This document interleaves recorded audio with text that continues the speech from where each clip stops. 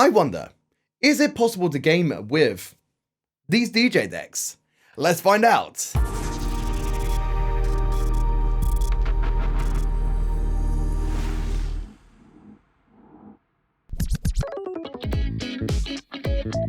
Hi there, my name's Nico Hart. I've been a variety streamer on Twitch for about the last 4 years or so, and over the last couple, I've been delving into controller bending and using controllers in unconventional ways.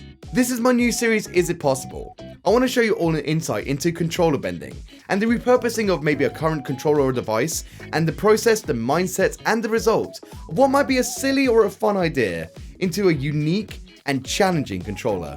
Today we're going to be looking at the Pioneer XDJ RX3. Having been a DJ in the music industry for a good many years before I started streaming over at Twitch.tv, I've always had this thought in the back of my mind.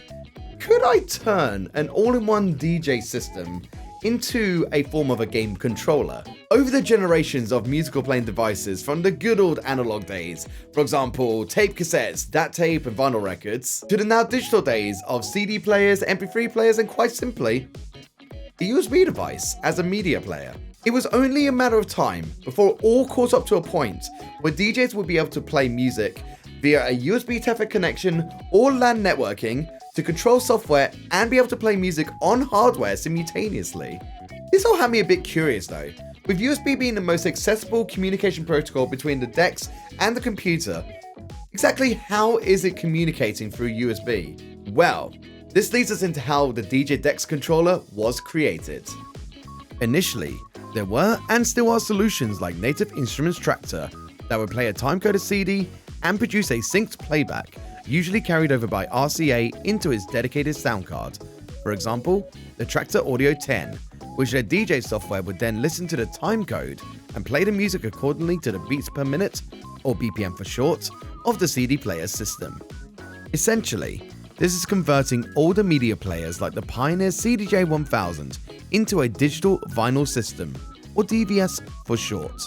Then came along Pioneer's own solution, Rekordbox, which devised a way to use USB connectivity into a DVS directly, which communicates to their own proprietary software to control a compatible DJ unit, which literally sends your assigned music library, all playback information, and high-quality music streams right into the digital music player itself. As a side note, LAN was also a connection type that Pioneer introduced into its hardware, which removed the need for an ASIO driver or audio stream input-output for short, so that music was sent and controlled real-time from the DVS playback.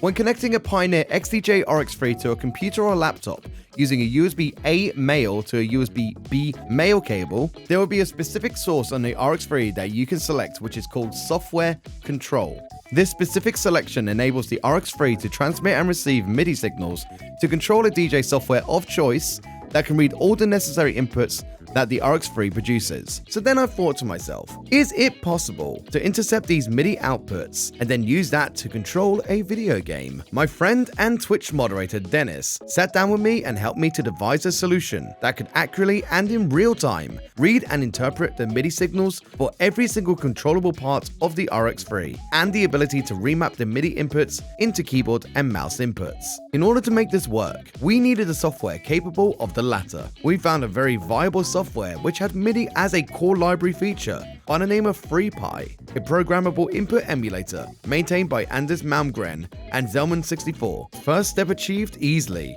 then onto the harder parts, the coding. Before we get into the nitty-gritty of the remapping, first was making sure that MIDI was being received properly from the software. Thankfully, Pioneer have been amazing in their documentation and manuals and have outlined every single MIDI function of its RX3, so we knew exactly what to look for. We needed to run some diagnostics that would watch the incoming MIDI channel, note, status, and data values, which you can see happening right here. Using the values outputting in the debug log, it made it even easier for us to know what values to use towards the remapping. As you can see from a few of these lines here, we are aiming to convert a MIDI note into a key input, or note to key. Inside the code bracket, we want to tell FreePie to listen to the channel fader 1.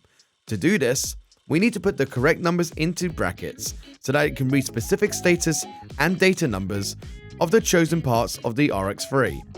As you can see, as I move the channel fader up and down, the relevant information is being presented to us. For the way that we have coded our script, the brackets will need to contain a status value of 4 and a data 1 value of 17. As you can see in the manual, this is pretty bang on, with B4 as the hex value of the fader.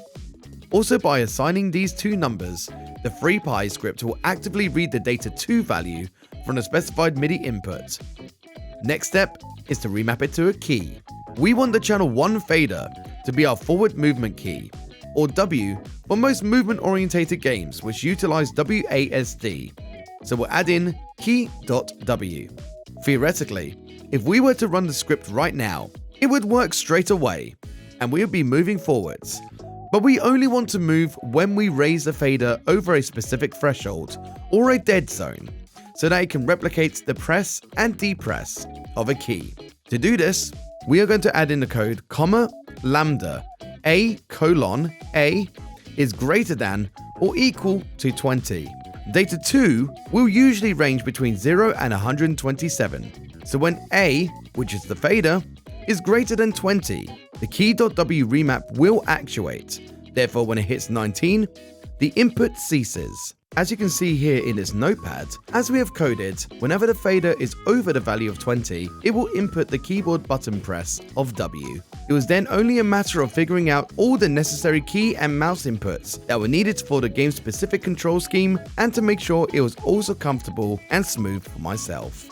After much vigorous testing, tweaking and perfecting, we had created the DJ Dex game controller. But you might be asking, just what game are we going to be testing this with? As it just so happens, I may know my way around a game called Alien Isolation. Over the last 4 years of content creation on Twitch, I've had the pleasure of being able to showcase speedruns of Alien Isolation on some amazing channels and platforms, such as Games Done Quick and European Speedrunner Assembly, to thousands of people, performing a marathon of different speedrun categories on the Sega and Alien Isolation Steam store page as part of Sega's 60th anniversary, having one of the QA testers of Creative Assembly and designers of Sega Europe guest on my channel to talk about their time with Alien Isolation, and the list goes on. Furthermore, I've also found other creative ways to play the game, which is with a steering wheel, which is what got me into controller bending and unconventional controllers in the first place. Let me know if you'd like to see a video of how I got the steering wheel working in the comments below. Now, with my knowledge of the speedrun category, novice, no major glitches, now I know what you're gonna say. He's playing novice?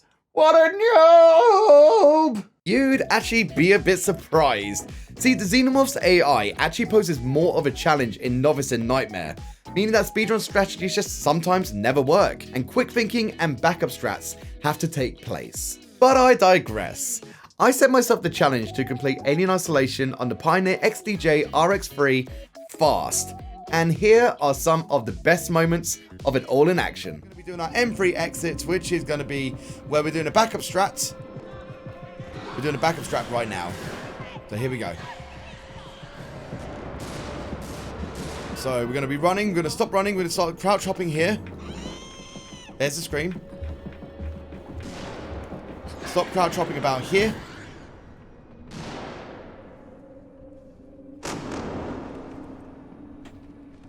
Wait.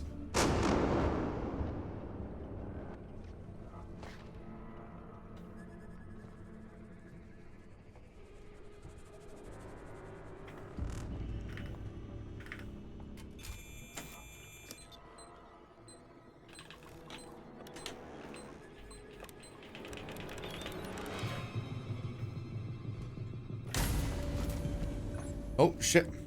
There we go. Cool. That worked out okay. Sometimes the android here does walk towards our way, so thankfully it doesn't. We want to try to attract the android coming towards us, so we'll shoot the floor there. It's coming towards us perfectly, so we need to now try to shoot it.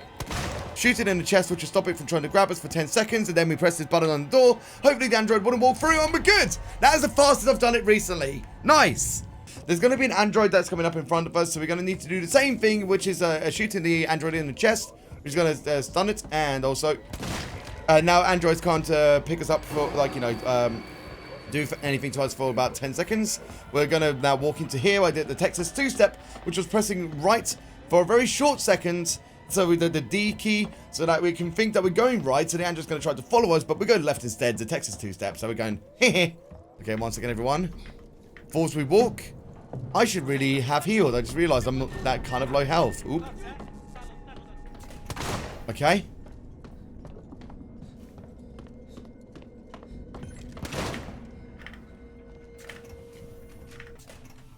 Oh. Okay, I gotta focus for a second. Looks like they're all dead.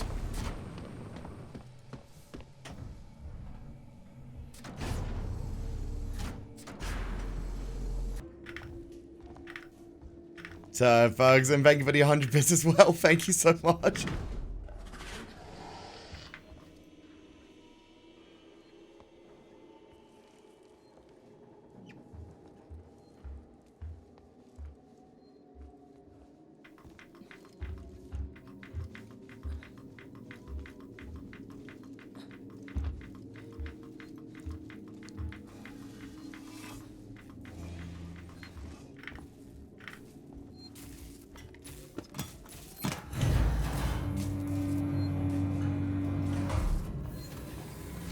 Oh, we just made it. The Xenomorph dropped right next to us as well.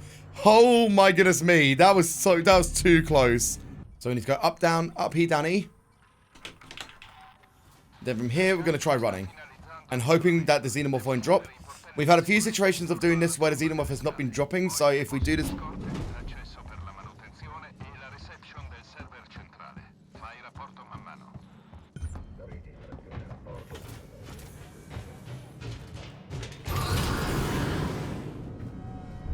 Okay, I'm just going to focus from here and out.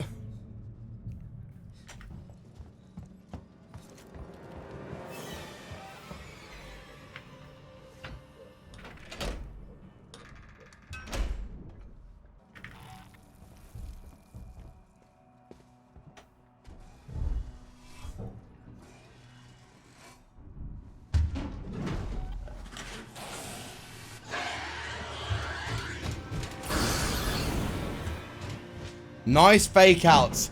Nice ability to be able to get out of that the pool. I was very sort of like confident that they were going to drop, so I knew I needed to wait.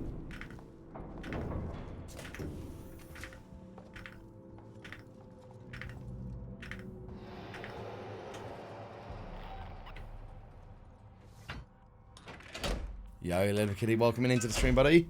Got you covered. Let's see if we do this. So what we need to do is run immediately going towards our plasma cutter upgrade. But there's a bit of loot here on the left-hand side. So as we're doing this, we're going to be trying to avoid a few cameras, which they're going to be projected on the floor of their positioning. We're going to be like hanging a little bit to the right in a second, then walking across over it, like here. Then sprint bursting a little bit, getting the torch.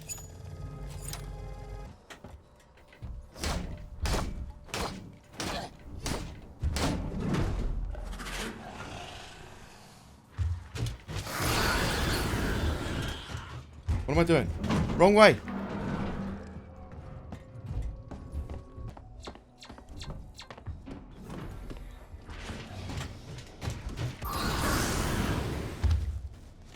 Okay, bitch. Okay, so the patterns are a little bit off now, but that's fine. We didn't really take any damage there at all. Like, you look at my HP bar, there's nothing that difference.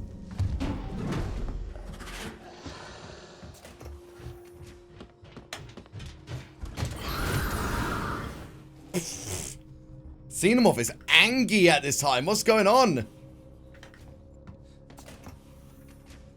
Give it a Mars bar. I don't know.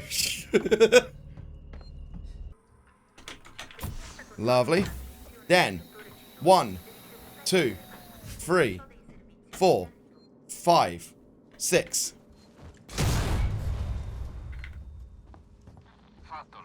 Lovely operation there.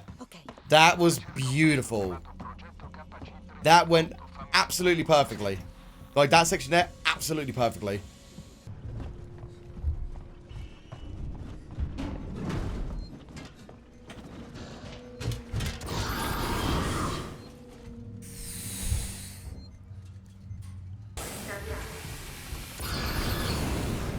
You gotta shine it first. You gotta do the flashlight first to then warrant it a gentle beating from the flamethrower. Why the hell did I press the flashlight?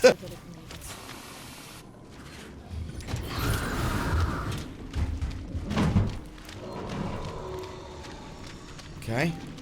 So we need to try to upvent that xenomorph to kind of like start the form of a pattern and a strategy to. Okay, so drop behind us. That's actually not the worst thing, I think. So once we've done that, we're going to be running across. There's going to be a facehugger on the floor that we need to flame. So once we've done that, we're hoping for just one xenomorph drop. Good.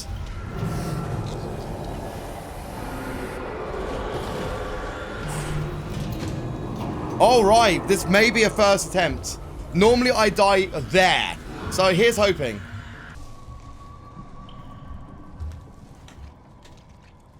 Oh my mama.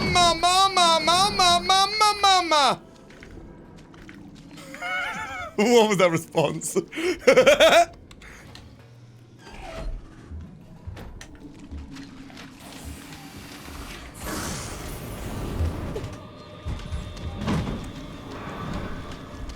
This is looking good for our first attempt.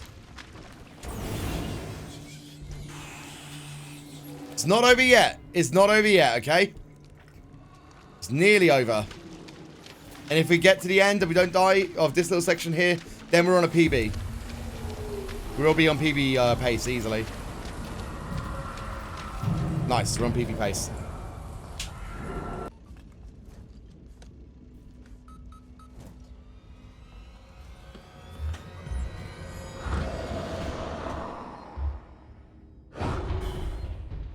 Oh, there we go.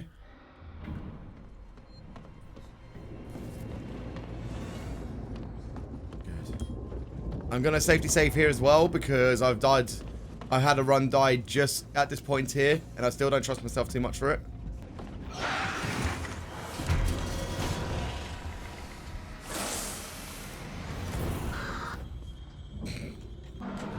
I don't know what the hell's happening with my controls right now, but I don't care. We're fine. I could have saved a bit more time there, but genuinely, I'm not fussy. That was fine. Come on.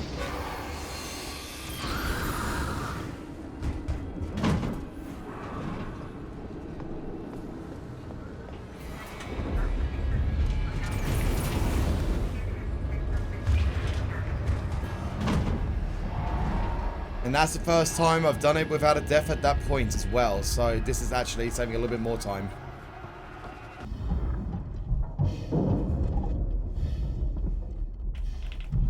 One double pin.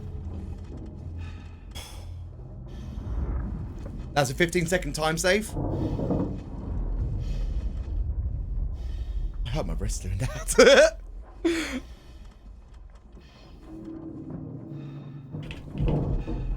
I don't know.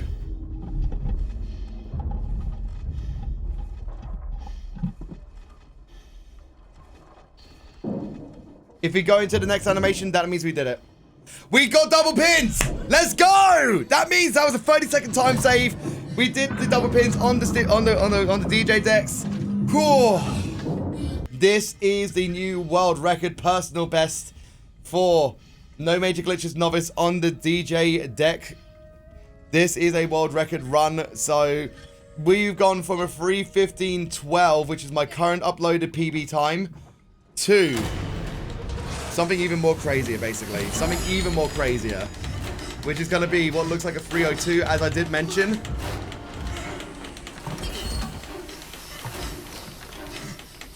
I could just do this for a little bit. I could be a proper DJ towards the end, anyway.